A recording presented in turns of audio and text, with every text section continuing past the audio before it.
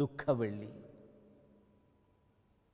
വലിയൊരു സഹനത്തിൻ്റെ ഓർമ്മ വീണ്ടും മനസ്സുകളിലേക്ക് കടന്നു വരുന്ന ദിനം.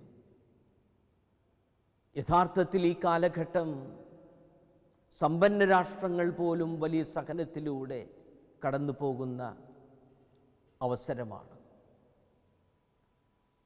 കോവിഡ്-19 വ്യാപനം എത്രയോ ജീവിതങ്ങളെ അപഹരിച്ചു. അതുവഴി സ്വന്തം കുടുംബാംഗങ്ങൾ നഷ്ടപ്പെട്ടതിൻ്റെ ദുഃഖത്തിലും വേദനയിലും നൊമ്പരത്തിലുമാണ് പല കുടുംബങ്ങളും. തൊഴിൽ നഷ്ടപ്പെട്ടും സാമ്പത്തിക പ്രതിസന്ധിയിലുമായ പല കുടുംബങ്ങൾ. അങ്ങനെ നിരന്തര കുരിശുകൾ പേറുന്ന നിരവധി പേരുടെ ജീവിതം ഈ ദുഃഖവെള്ളിയാഴ്ചയുടെ ചിന്തയും ധ്യാനവും അല്പം ആശ്വാസം അനുഭവിക്കുന്ന ദിനമായിത്തീരുന്നു.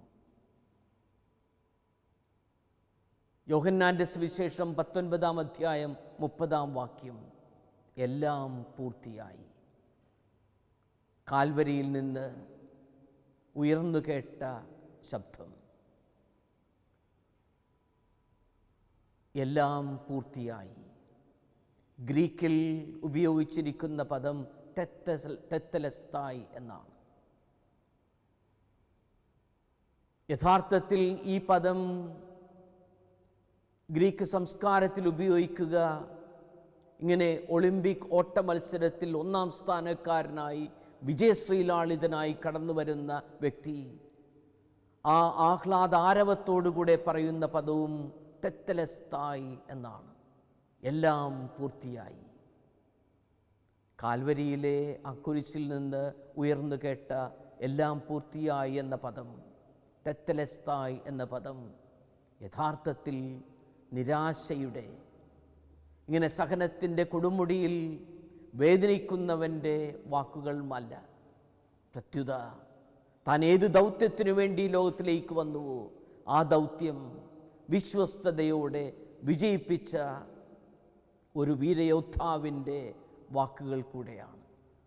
അങ്ങനെ കുരിശിലൂടെ വിജയം കൈവരിച്ച, സഹനത്തിലൂടെ സ്വർഗത്തിൻ്റെ അനുഭവത്തിലേക്ക് കടന്നു വന്ന ക്രിസ്തുവിൻ്റെ ആ വാക്കുകൾ യഥാർത്ഥത്തിൽ ഇന്ന് സഹനങ്ങളിലൂടെ നൊമ്പരങ്ങളിലൂടെ കടന്നു പോകുന്ന ഓരോ വ്യക്തിക്കും ഒരു പ്രചോദനത്തിൻ്റെ വാക്കുകൂടിയാണ്. തെത്തലസ്തായി.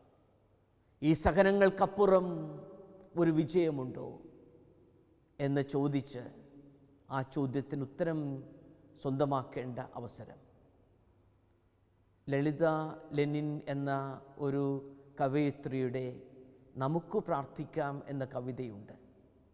അതിലെ 2 വരികൾ ഇപ്രകാരമാണ്: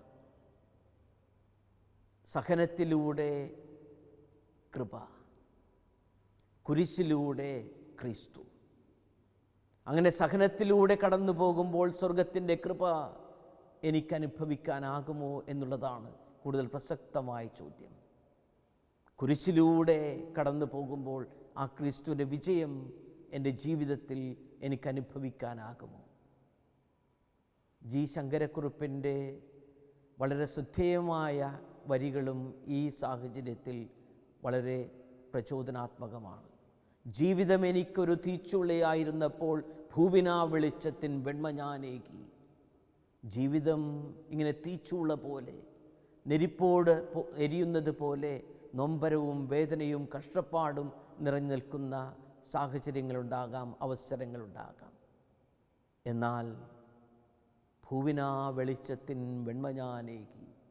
എൻ്റെ ആ ജീവിതത്തിൻ്റെ സഹനങ്ങളുടെ നിമിഷങ്ങളിലും അതിൽ നിന്ന് മറ്റുള്ളവർക്ക് പകരാനാകുന്ന വെളിച്ചം, സാന്ത്വന വെട്ടം, അത് നമുക്ക് മറ്റുള്ളവർക്ക് ആശ്വാസമായി പകരാനാകുമോ? വിശുദ്ധ ജോൺ പോൾ രണ്ടാമൻ പാപ്പയുടെ ദൊളൻസിയും ഹോമിനും, ദ ഹ്യൂമൻ സഫറിങ്, മനുഷ്യൻ്റെ നൊമ്പരം എന്ന പ്രബോധന രേഖയുണ്ട്. അതിൽ പറയുന്ന ഒരു വാക്യം, beneath the cross of Christ, together with Mary, human suffering has A new meaning. Beneath the cross of Christ, ക്രിസ്തുവിൻ്റെ ആ കുരിശിനു താഴെ പരിശുദ്ധ അമ്മയോട് ചേർന്ന് നിൽക്കുമ്പോൾ മാനുഷിക സഹനങ്ങൾക്ക് പുതിയൊരു മാനം കൈവരുന്നു. തെത്തലെസ്തായി, എല്ലാം പൂർത്തിയായി. അങ്ങനെ സഹനങ്ങൾക്ക് പുതിയൊരർത്ഥം കാൽവരിയിലെ കുരിശിൽ നമുക്ക് കാണാനാകുന്നു. ഈ ദുഃഖവെള്ളിയിലും ഒത്തിരിയധികം നൊമ്പരങ്ങളും വേദനകളും വ്യഥകളും നമുക്ക് ചുറ്റുമുള്ളപ്പോഴും ആ കാൽവരിയിലെ കുരിശ്, ആ കുരിശിലേക്ക് ഉറ്റുനോക്കിക്കൊണ്ട് ഈ കുരിശുകൾക്കപ്പുറമുള്ള സാന്ത്വനം, സ്വർഗീയ ആശ്വാസം, കുരിശിനപ്പുറത്തുമുള്ള വിജയം നമുക്കും സ്വന്തമാക്കാനാകുമോ? ദുഃഖവെള്ളി ഇങ്ങനെ നിരാശയുടെ ദിനമല്ല, പ്രത്യാശയുടെ ഓർമ്മ കൂടിയാണ്. കുരിശ് സഹനത്തിൻ്റെ ഓർമ്മയല്ല, അതിനപ്പുറം വിജയത്തിൻ്റെ ഓർമ്മ കൂടിയാകട്ടെ. ആർച്ച് ബിഷപ്പ് ഫുൾട്ടൻ ജേഷിൻ ഇപ്രകാരം പറഞ്ഞു: cross is a problem, but crucified Christ is the answer. കുരിശുകൾ മനുഷ്യ ജീവിതത്തിൽ പ്രശ്നതരമാണ്, എന്നാൽ ക്രൂശിതനായ ക്രിസ്തുവാണ് എല്ലാ കുരിശുകൾക്കും ഉത്തരം. നമുക്ക് ക്രിസ്തുവിനോട് ചേർന്ന് നിൽക്കാം, ക്രിസ്തുവിൻ്റെ കുരിശിനോട് ചേർന്ന് നിൽക്കാം. അങ്ങനെ ജീവിതത്തിൻ്റെ കുരിശുകളും നൊമ്പരങ്ങളും സഹനങ്ങളുമൊക്കെ എല്ലാം സ്വീകരിച്ചുകൊണ്ട് ആ ഉത്ഥാനത്തിൻ്റെ സന്തോഷത്തിലേക്ക് നടന്നു നീങ്ങാൻ പരിശ്രമിക്കാം. നിൻ്റെ കുരിശുമെടുത്ത് എൻ്റെ പിന്നാലെ വരിക. തൻ്റെ ജീവിതത്തിലേക്ക് കുരിശിനെ ആവാഹിച്ചെടുത്ത് ആ കുരിശിലൂടെ വിജയം കണ്ടെത്തിയവൻ്റെ വാക്കുകളാണ്. നമ്മുടെ കുരിശുകളുടെ നിമിഷങ്ങളിൽ നൊമ്പരങ്ങൾ കടന്നു വരുമ്പോൾ നിരാശപ്പെടാതെ നമുക്ക് പ്രത്യാശയിലൂടെ ആ കുരിശിനെ സമീപിക്കാം. ദൈവത്തിൻ്റെ അനുഗ്രഹത്തിൻ്റെ ദീപ്തി നമ്മുടെയും സ്വന്തമാക്കാം. ഈ ദുഃഖവെള്ളിയാഴ്ച നമ്മുടെയും ജീവിതത്തിൻ്റെ കുരിശുകളെ പറ്റി ധ്യാനിക്കുകയും അങ്ങനെ ആ കുരിശുകളിലൂടെ വിജയത്തിലേക്ക് നടന്നു നീങ്ങുകയും ചെയ്യാം.